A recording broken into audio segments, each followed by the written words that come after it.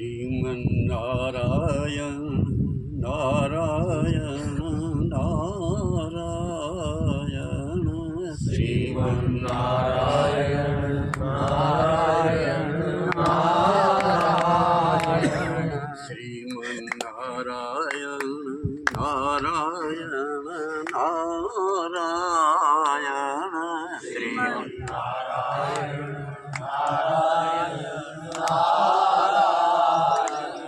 ભજમન નારાયણ નારાયણ નારાયણ ભજમન નારાયણ નારાયણ નારાયણ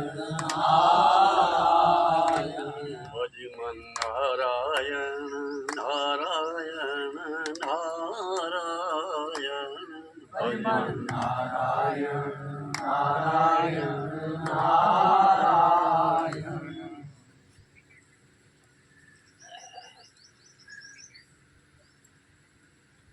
બોલે તે બીજો નહીં પરમેશ્વર પોતે, અને સાંભળે એ પણ બીજો નથી, એ પણ પરમેશ્વર પોતે.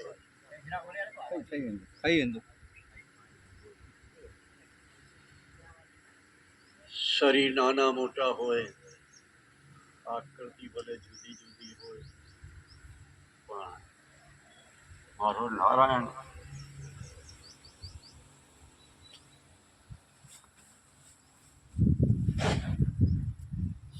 સર્વની અંદર એક જ છે.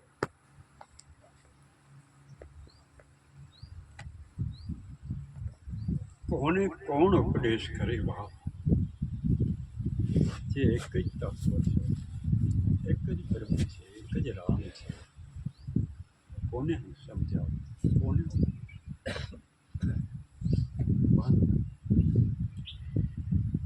સત્સંગ એક એવો તત્વ છે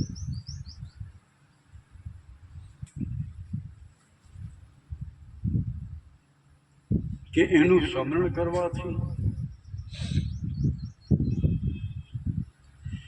એ સત્સંગની અંદર બેસવાથી, સત્સંગ શબ્દ સાંભળવાથી, ક્યાંક આપણે દૂર હોઈએ અને કોઈ વાત કરે કે ફલાણી જગ્યા ઉપર સત્સંગ છે,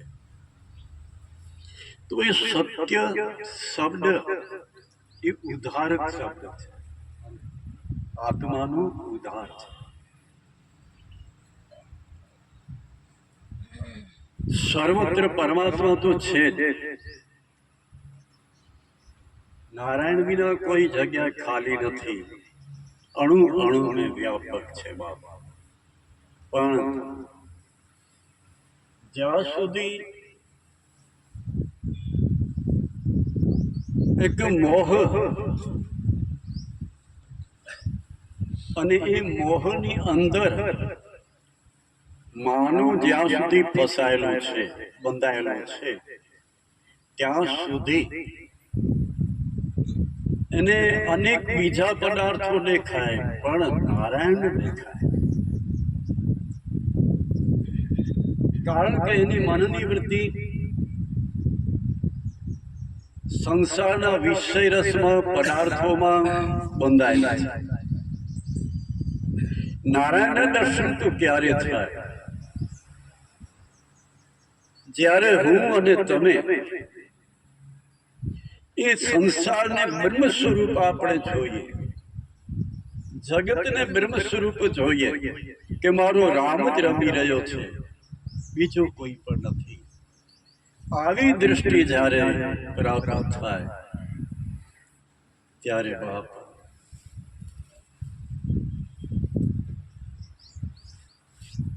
આનંદની પ્રાપ્તિ ત્યારે થાય, બ્રહ્મ દર્શન ત્યારે થાય જ્યારે આપણને પોતાની કોઈ ભૂલ સમજાય. ત્યારે આપણે 24 કલાક સત્સંગ કરતા હોઈએ, ભજન કરતા હોઈએ, સંતોની પાસે જતા હોઈએ, પણ હું જ્યાં સુધી મારા દોષ જોતો નથી, મારી ભૂલ જોતો નથી ત્યાં સુધી મને આનંદ કેમ મળે, મારું મન કેમ પ્રસન્ન રહે? કારણ કે હું પોતે પોતાને જોતો નથી, હું બંધાયેલો જ છું. તો પછી હું આશા રાખું કે સત્સંગમાં કયો પણ ફળ ન મળ્યું, શાંતિ ન મળી. શાંતિ તારામાં છે નહીં તો પછી ક્યાંથી મળે? શાંતિ તો ત્યારે મળે જ્યારે સત્યનો રસ પીઓ ત્યારે. સત્સંગનો રસ જે પીએ છે એને તો અનેક સંકટો આવે, આપતો આવે, છતાં પણ એ આનંદ અને આનંદમાં હોય છે, પ્રસન્ન અને પ્રસન્ન હોય છે. તો સત્સંગનો દોષ નથી, સંતો મહાપુરુષોનો દોષ નથી. દોષ તો એક મારો છે કે જે સત્યને ગ્રહણ કરી શકતો નથી. એ મારો દોષ છે. સત્સંગ એટલા માટે છે કે આપણા જીવનને સુધારવા માટે. મારો વ્યવહાર પવિત્ર રહે જગતની અંદર.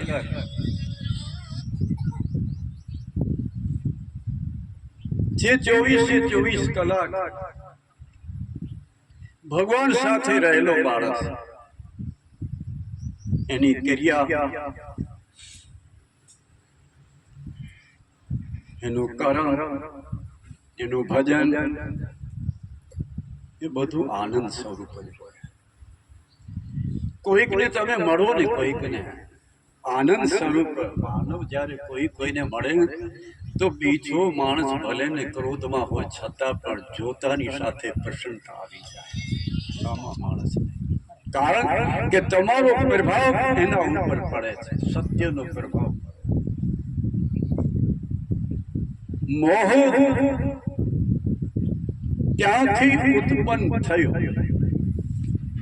કેમ થયું? જે આપણે સંસારની અંદર તમામ વસ્તુ ઉપર આપણો મોહ રહેલો છે, પુત્ર, પરિવાર, ઘર, બંગલા, ગાડીઓ, એના ઉપર મારો અને તમારો મોહ રહેલો છે. તો એ મોહની ઉત્પત્તિ ક્યાંથી? અજ્ઞાન. જ્યાં સુધી અજ્ઞાન છે ત્યાં સુધી જ મોહ છે. જ્ઞાન પ્રગટ થયો તો મોહ પ્રેમ બની જાય. એ જ મોહ પ્રેમ બની જાય. પણ જ્યાં સુધી જ્ઞાન પ્રગટ થયો નથી ત્યાં સુધી એ મોહ મને સતત 24 કલાક પીડ્યા જ કરે છે. મારો મન અશાંત જ રહે છે. અને મન જે અશાંત રહે છે, મન જે પીડા કરે છે, એ મન તરફ મારી અને તમારી નજર નથી. કોઈ પૂછે કે કેમ છો, કે આનંદ છે. તમે તમારા મનને તો પૂછો આનંદ છે કે નહીં. સંસાર કોઈ દિવસ આનંદ ન આપી શકે, જગત કોઈ દિવસ આનંદ ન આપી શકે. પણ જ્યારે જગત અને સંસાર બ્રહ્મ સ્વરૂપ આપણે જોઈએ ત્યારે બધું આનંદ છે. ત્યારે આનંદ છે. ત્યારે તમે જ્યાં દ્રષ્ટિ કરશો ત્યાં આનંદ અને આનંદ છે. બાકી જ્યાં સુધી તમારી દ્રષ્ટિમાં ભેદ છે કે આ જગત છે, આ ઈશ્વર છે, આ જીવ છે, ત્યાં સુધી આનંદ શાંતિ નહીં. જીવ, બ્રહ્મ, જગત, સંસાર એક જ રામ રૂપ જ છે. જ્યારે રામ રૂપ દ્રષ્ટિ થઈ જશે, જ્યારે આ 5 તત્વોનું શરીર એ પણ બ્રહ્મ સ્વરૂપ જ્યારે તમને દેખાશે, તમારી અંદર જે બેઠેલો જે બોલે છે, સાંભળે છે, ક્રિયા કરે છે, ક્રિયાની પ્રેરણા આપે છે, એ અંદર બેઠેલો ત્યારે જ પ્રસન્ન થશે જ્યારે જગત, જીવ, ઈશ્વર અને સંસાર બ્રહ્મ સ્વરૂપ દેખાશે ત્યારે એ પ્રસન્ન રહેશે. ત્યારે એ રાજી રહેશે. અને જ્યારે એ રાજી રહેશે, એ પ્રસન્ન રહેશે, ત્યારે બાપા શરીરમાં ભલે ને જેવી તેવી કેન્સર હોય કે કોઈ ટીબી હોય કે કોઈ પણ પીડા હોય, એની અસર તમારા મન ઉપર નહીં. ખાટલા ઉપર માણસ પડ્યો તોય પણ આનંદ અને આનંદ. કારણ કે જ્યાં દ્રષ્ટિ કરે છે ત્યાં મારો રામ રમી રહ્યો છે, બીજું કોઈ નથી. ભેદ દ્રષ્ટિના કારણથી મને અને તમને સતત પીડા અને પીડા છે. સતત આપણે પીડાયા જ કરીએ છીએ મારા બાપ, કારણ કે દ્રષ્ટિ અશુદ્ધ છે. દ્રષ્ટિ અશુદ્ધના કારણે વિચારો છે, મન અશુદ્ધ. પહેલો પગથિયું એ છે, ભજન કરવું હોય, ભક્તિ કરવી હોય તો પહેલા પોતાના દોષને જુઓ. મારો દોષ ક્યાં છે? મને આનંદ કેમ નથી મળતો? મારો મન કેમ કૃષ્ણ નથી? પહેલા તમે તમારી રીતે તમને એકાંતમાં બેસીને જુઓ કે હું ક્યાં છું. પહેલા તમે કે મારા મનની ગતિ, મારા ચિત્તની ગતિ, મારો અહંકાર, મારી બુદ્ધિ એ કઈ ગતિમાં છે એને તમે જુઓ. અને ધીરે ધીરે સંતનો આશ્રય લઈ અને એને સુધારવાની કોશિશ કરશો. એનું નામ છે પુરુષાર્થ. પુરુષાર્થ અને પુરુષાર્થ મળ્યા પછી, પુરુષાર્થ કર્યા પછી કોઈ પણ વસ્તુ એવી નથી કે તમે પ્રાપ્ત ન કરી શકો. બ્રહ્મને પ્રાપ્ત કરવા માટે પણ પુરુષાર્થ છે, ભક્તિને પ્રાપ્ત કરવા માટે પણ પુરુષાર્થ છે, અને જ્ઞાનને પ્રાપ્ત કરવા માટે પણ પુરુષાર્થ જ છે. એ પુરુષાર્થ તો તમારે કરવું જ પડશે. પ્રવૃત્તિ તમારે પવિત્ર કરવી જ પડશે. પરમાત્મા એવો સુંદર શરીર આપ્યો છે, માનવ શરીર, અને એનો લાવો હું અને તમે ન લઈ શકું તો એના કરતા તો પશુ સારા. માનવ શરીરનો જો લાવો હું અને તમે ન લઈ શકે, માનવ શરીરનો લાવો શું કે મારો આત્મા જે અંદર બેઠેલો છે એની દુર્ગતિ ન થવી જોઈએ. એવો મારા જીવનમાં અહંકાર એવો હોવો જોઈએ કે હવે બીજી મારી જૂની મને બીજી ન મળે, મારી દુર્ગતિ ન થાય. કદાચ જન્મ થાય કર્મને કારણે તો પણ પાછો કોઈક ગરીબ માણસ એને ત્યાં મારો જન્મ થાય અને ભક્તિ શરૂ થઈ. મને શ્રીમતીની જરૂર નથી, પૈસાદારની જરૂર નથી, ભલે ગરીબ મળે પણ ભક્તિ મળે,